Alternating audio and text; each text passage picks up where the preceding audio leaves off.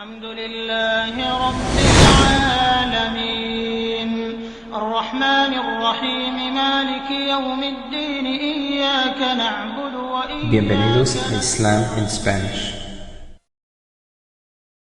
El movimiento evangelista de Antioquía, de Pablo de Tarso y de Bernabé, que es uno de los movimientos evangélicos que existió en aquella época. Otros fueron a Siria, a Egipto, demás.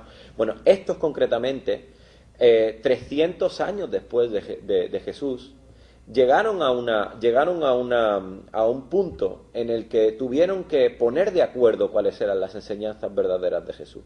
Y ahí es donde se produce lo que se llama el Concilio de Nicea.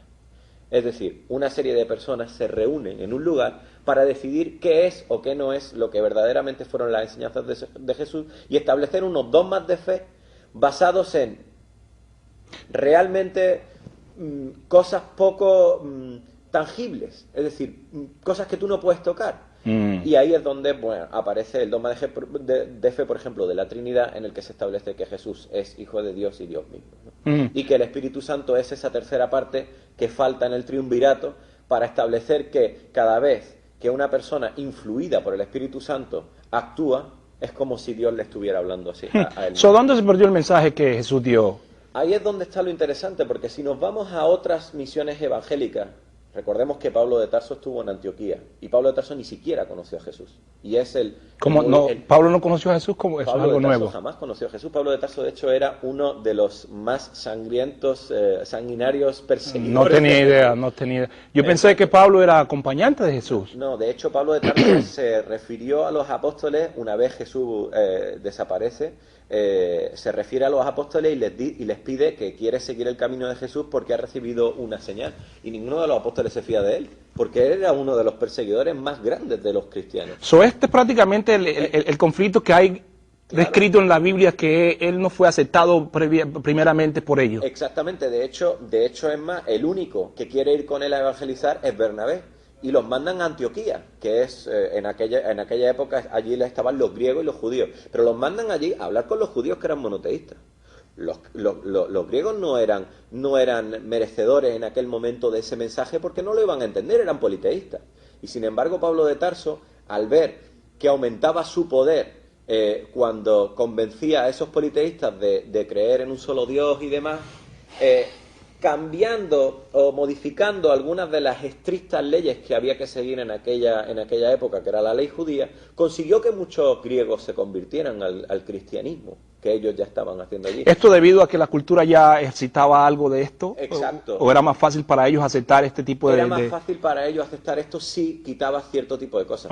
Si quitabas, por ejemplo, la circuncisión, el circuncidar, por ejemplo, a los niños cuando nacen, o cosas así. Poquito a poco se fueron modificando, se fueron limando y raspando algunas cosas, ¿no? Una pregunta, hermano. La espera de estos tres profetas era en confirmación del mensaje en sí, y entiendo de que en ciertas creencias se tiene a Jesús como la venida de Jesús, la primera, y la venida, que nosotros creemos que Jesús pasea sobre él, va a volver, como señales de los últimos días. Se estaba esperando que estos enviados confirmaran esta serie de eventos. Efectivamente, además de hecho eso está perfectamente documentado en el Génesis, que es del Antiguo Testamento, en donde aparecen señales clarísimas de cómo reconocer a este Adón de Nabín, a este último profeta. Y aquí es donde yo quería llegar ahora, porque Pablo de Tarso, digamos que lo podemos dejar allí cuando empieza a pelearse con todas las demás misiones evangélicas que van allá y le dicen, oye, que estás cambiando lo que estamos enseñando, y tienen una gran guerra. ¿Cuál fue el cambio? Y disculpe que le interrumpa, por el beneficio del público. ¿Cuál fue el cambio de lo que Jesús estaba enseñando y lo que tenemos nosotros hoy por hoy en este siglo? Bien, es interesante que me diga esto, porque históricamente y científicamente la única manera de comprobar realmente qué es lo que Pablo de Tarso cambió de la realidad del mensaje de Jesús, solamente lo podemos saber a través de las otras misiones evangélicas. Es decir, las personas que compartieron la vida con Jesús o compartieron la vida con alguien que compartió la vida con Jesús, son las personas idóneas para contarnos quiénes están diciendo la verdad y quiénes están mintiendo. Entonces, si todos nos juntamos en una mesa y hay 12 apóstoles, estamos recordando de que las misiones evangélicas no fue solamente la de Pablo de Tarso, fueron por todo el mundo, o intentaron ir por todo el mundo conocido. Si vemos dónde están los cristianos que no son Pablo de Tarso y su misión evangélica con Bernabé en Antioquía, descubrimos que 600 años después reconocen al profeta del Islam como el profeta que están esperando. Y eran cristianos. Y mire usted, no solamente eran cristianos, era la iglesia más importante de la época en todo Oriente Medio. Es la primera que reconoce al profeta como un profeta de Dios, como el profeta que están esperando, y se convierten al Islam. Muy interesante, hermano. Ahorita tenemos 8 minutos. Voy a pedirle al público que si tienen algún tipo de pregunta o algún tipo de comentario. La información es extremadamente beneficiosa, es muchos beneficios que hay en ella y bastante, con el favor de Dios, creo que usted va a continuar haciendo el programa en este tema. Si tienen algún tipo de preguntas o comentarios, pueden sentirse libres de llamar, que con el favor de Dios trato de que el hermano atienda sus llamadas. O quisiera hacerle énfasis en algo que es muy interesante, la súplica que hizo Jesús. Ajá. Cuando explicó, voy a tratar de decir mis propias palabras, cuando explicó a los apóstoles, más vale que yo me vaya al Padre para que venga uno, Ajá. que les explique a ustedes en detalle a todo. El Paráclito. Deme un ejemplo de a qué se refería, las cosas que él les hablaba y no les entendía. Deme un ejemplo usted cómo el profeta Mohammed pasa sobre él, desempeña ese papel en lo más claro que se puede ver en cuanto a eso. Pues efectivamente, claramente, si uno lee la Biblia buscando las claves suficientes como para encontrar la verdad del mensaje de Dios, indudablemente puede encontrar en nuestro profeta, el profeta del Islam, el profeta que viene para todo el mundo a explicarles cuál es la verdad de Dios una vez concluido todo el mensaje que Dios quería darle al mundo. No quiero sonar redundante, pero usted me podía sumarizar eso en palabras. ¿Qué trajo él a confirmar eso? De que previamente dijo Jesús y previamente dijo Juan del Bautista, previamente dijo Elías y previamente dijo Moisés. ¿Qué dijo el profeta Mohammed en relación a lo que ellos habían dicho y que en esta forma de vida con el final del profeta está demasiado y evidentemente clara? ¿Cuál fue su esencia de su misión? La esencia de la misión del profeta del Islam, sí, indudablemente es recopilar toda la información que Dios ha dejado al mundo como mensaje desde el principio de los tiempos hasta su momento, recopilarlo, ponerlo en práctica, dar el ejemplo, deliberar ese mensaje a todo aquel que esté dispuesto a escucharlo y asegurarse de que todas las personas de su tiempo estuvieran preparadas para deliberar ese mensaje y sellarlo todo con la directa enseñanza de Dios en el Corán, que esa es el verdadero milagro del Islam, es que precisamente durante todos los mensajes que Dios ha ido poniéndole al mundo, siempre les ha dicho, bueno, un poquito aquí, otro poquito aquí, otro poquito aquí, otro poquito aquí, pero todo tenía relación y todo iba hacia una dirección. Y la dirección es la recopilación suma y absoluta de todo lo que se ha dicho, con toda la congruencia del mundo, para que todo el mundo tenga una guía recta, que no puede ser cambiada y que ha sido asegurada por Dios mismo de que una persona durante 20 años de su vida, 23 concretamente, pueda poner en práctica y vea con sus propios ojos que lo que se está haciendo es exactamente la guía que Dios ha puesto en la tierra. Bendito sea Dios por su explicación, hermano. Ahora ya tenemos 6 minutos para terminar el programa y encomiendo a cualquier persona que tenga llamadas telefónicas que nos llamen, se siéntanse libres de hacer preguntas, que con el favor de Dios vamos a tratar de atenderle. Esto es un tema muy interesante y empecé el tema hablando con Adán y usted prácticamente no va a tener el tiempo de sumarizar cómo el profeta Mohammed sallallahu alaihi wasallam desempeñó este papel de padre, de líder, de enviado, de sirviente, de esposo, de amigo y de vecino, en todo el sentido de la palabra. Exacto, porque de hecho precisamente se habla desde el principio de los tiempos y Dios le habla al hombre desde el principio de los tiempos que habrá de venir aquel, como decimos, el Adón de Nabim es el... ¿Por qué se le llama el Adón de Nabim? Porque es el único que ha completado todos los pasos de un profeta. Todo previamente, sí, indiscutiblemente. Obtiene el mensaje, se encarga de que ese mensaje no pueda ser destruido por nadie. Todos los que le persiguen terminan fracasando. Si te fijas, el único profeta que realmente puede decir que ha obtenido una victoria absoluta en la tierra ha sido nuestro profeta, el profeta Mohammed. Bendito sea Dios por ello. El único que ha podido ver con sus propios ojos que miles de personas han confiado en su mensaje. El único que ha sido aceptado tanto por judíos como cristianos.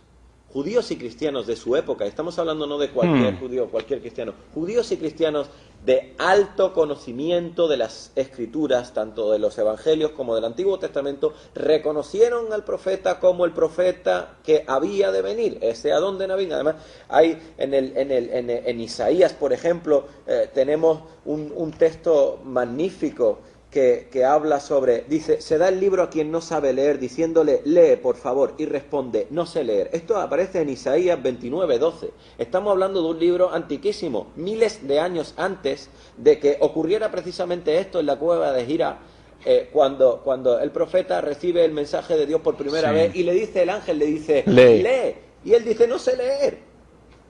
Hay muchas, indiscutiblemente el tema es demasiado de intenso y grande para tratar de cubrirse en una noche. Ya estamos previos a terminar el programa. Voy a darle 2 minutos, hermanos, para que sumarice. Yo, con el favor de Dios, cierro el programa. Espero nos sigan viendo. En el próximo programa el hermano va a continuar con este tema. Hay innumerables números de profecías claras, aún en la Biblia, aún a pesar de todas las distorsiones que han acerca de la venida del profeta. Esa es una muy en particular, porque si se tiene un poquito de conocimiento de lo que es Islam, lo que el profeta Mohammed pasa sobre él, se va a dar uno de cuenta de que no hay ninguna alteración, de que no hay ninguna desviación. Por lo contrario, es muy... Exacto, además que es precisamente lo que yo vengo a hacer aquí, a decirle a la gente, no importa que usted sea judío, que usted sea cristiano, mientras usted crea en un solo Dios, como creemos todos en un solo Dios, usted debería de plantearse, ¿dónde está el verdadero mensaje de Dios? ¿Cuál es el verdadero mensaje de Dios? Sí, eso yo creo que es la pregunta interesante. Si usted se plantea seriamente esa pregunta, seriamente, busquen los textos antiguos, busquen los textos modernos, históricamente, científicamente, busque donde puede estar la verdad, donde puede. En un texto, Dios no va a permitir que una persona pueda tergiversar un texto sagrado y hacer lo que él quiera. Por eso yo personalmente creo como científico, no solamente como musulmán, sino como científico, que la única posibilidad de que Dios se asegurara de que su palabra no fuera tergiversada y usada en contra de su propia voluntad es crear un libro perfecto como es el Corán. Indiscutiblemente. Y a partir de ahí, cuando uno lee el Corán y ve que esas similitudes existen tanto en el Antiguo Testamento como en el Nuevo Testamento, y además históricamente y científicamente cuadra lo que el Corán rectifica del Antiguo y del Nuevo Testamento, es precisamente lo que hoy en día estamos descubriendo con los rollos del Mar Muerto, por ejemplo, que son ciencia, que son textos sagrados de la época de Jesús que hablan sobre una realidad que el Corán ya decía que no era así, que se están ustedes equivocando, que ustedes han cambiado esto. Sí, muy cierto, algo muy cierto. Indiscutiblemente ya le agradezco su participación en el programa, hermano, y le esperamos que Dios mediante tengamos el honor de tenerlo en el próximo programa y pueda dar explicaciones acerca de este tema, que es un tema muy interesante. Como hispano, lamentablemente, esto es algo que se nos ha mantenido muy afortunadamente en secreto, algo que no sabemos, y con el favor de Dios, después de que las personas tengan este tipo de información, indiscutiblemente su forma de pensar cambia.